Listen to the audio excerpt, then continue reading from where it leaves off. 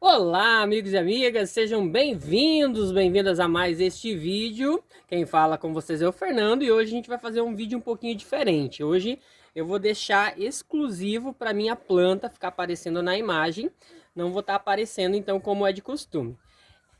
Hoje nós vamos falar um pouquinho sobre a Cattleya ludmaniana, uma planta originária da Venezuela, gente. Então, se você quer aprender como cultiva essa magnífica orquídea, se inscreva no canal, ative o sininho, curta e compartilhe os vídeos.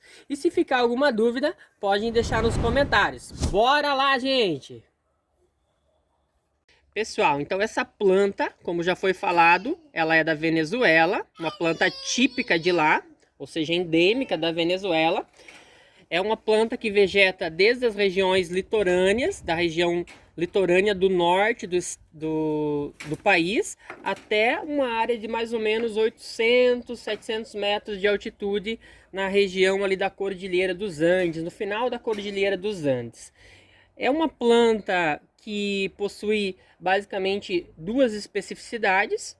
Uma que ela ocorre num clima um pouco mais úmido, que é o clima litorâneo, e outra que ela ocorre no clima um pouco mais seco, que é um clima parecido com o nosso semiárido, né? Ou seja, ela muitas vezes é classificada até como xerófila, né? Ou xerófita, né? Planta de clima seco, tá? Então ela tem essa diferença. Existe por causa dessa diferença de clima, existe uma diferença, né, entre o tamanho, as características das flores também, mas eu não sei muito sobre isso, tá? Então não vou adentrar.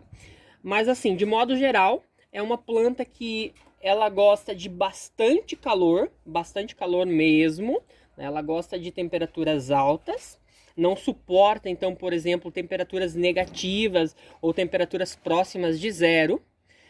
Sendo que se você tiver orquídea na região sul do Brasil, onde ocorrem essas temperaturas, o ideal é que no inverno você proteja muito bem essa planta, senão você acaba perdendo.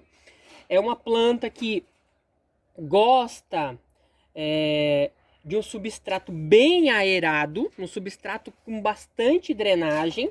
Então não se aconselha cultivar ela, por exemplo, no esfagno ou em substratos que retenham bastante umidade. O ideal é um substrato mais vazado, né? Um substrato que tenha casca de pinos, que tenha carvão vegetal e a pedra brita ou algum componente que venha, né, seja parecido com a pedra brita, como a macadâmia ou, né, outro material aí, o isopor.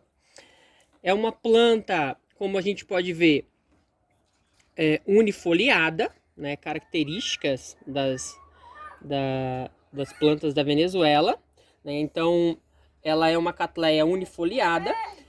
Os pseudos bulbos são alongados, né? Eles podem chegar até mais ou menos 40 centímetros aproximadamente. E quando eles são novos, eles ficam cheinhos assim, né? Quando eles vão ficando velhos, eles vão ficando sulcados. Então não se assuste, gente. Se a casa ela tá mais sulcada, tá com essas fendas aqui, significa que, né, que eles estão ficando mais velhos. Então conforme eles vão ficando mais velhos, eles vão enrugando, digamos assim, tá? Ela cresce no sistema simpoidial, né? Ou seja, em forma de cipó. Né? E ela pode soltar várias frentes. Aqui a tendência é que para o próximo ano ela já tenha duas frentes, né? Então aí daqui 2, 3 anos eu terei corte dela, possivelmente, se eu quiser fazer, né?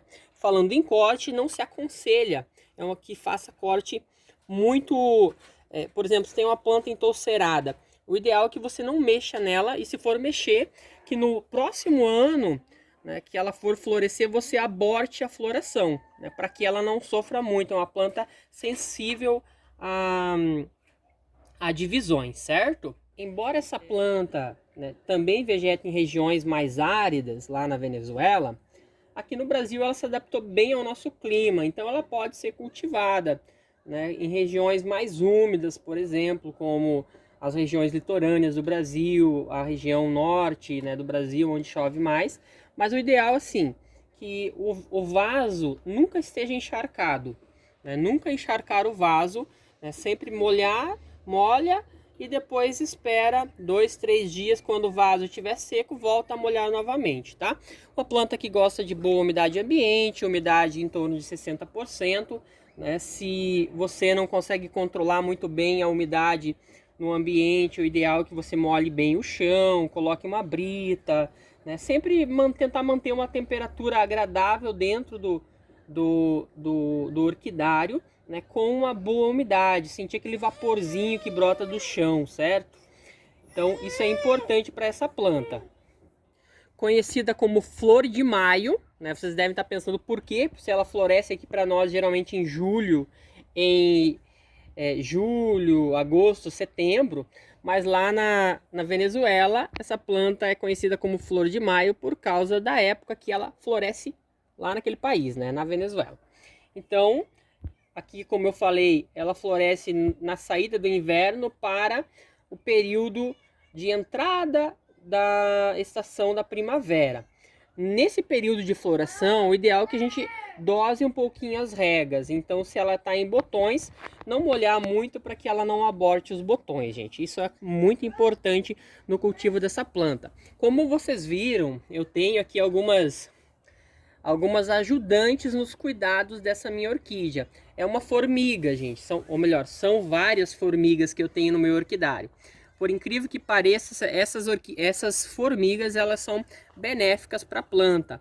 Elas comem parasitas, né, e outros bichinhos que possam estar prejudicando a planta. Essas não são formigas assim que vão causar danos nas minhas flores ou nas minhas orquídeas. É uma formiguinha assim do bem, vamos dizer assim, tá? Então, quando a gente fala em às vezes eliminar formigas, tem que tomar cuidado, que nem toda formiga, nem todo inseto, digamos assim, é prejudicial à sua planta. Para a gente finalizar, temos que falar um pouquinho da flor, né? Uma característica é esse labelo maravilhoso,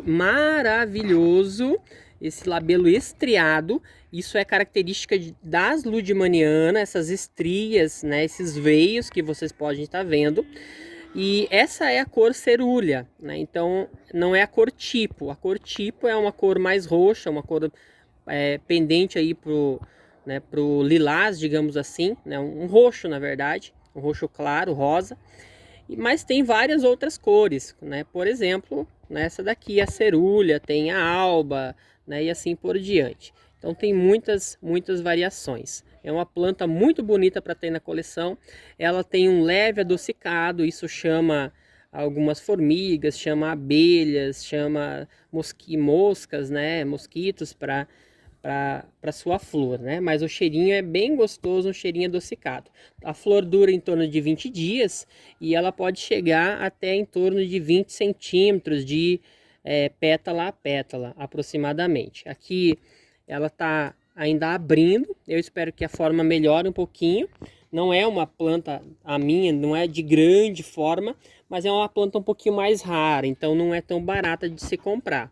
Uma planta dessa no mercado hoje custa em torno de 150 a 200 reais. Ela esse ano me presenteou 4 flores, sendo que essas orquídeas, o padrão delas é de 2 a 4 flores, raramente apresentam 5. Então a floração desse ano foi, digamos assim, espetacular, gente, tá?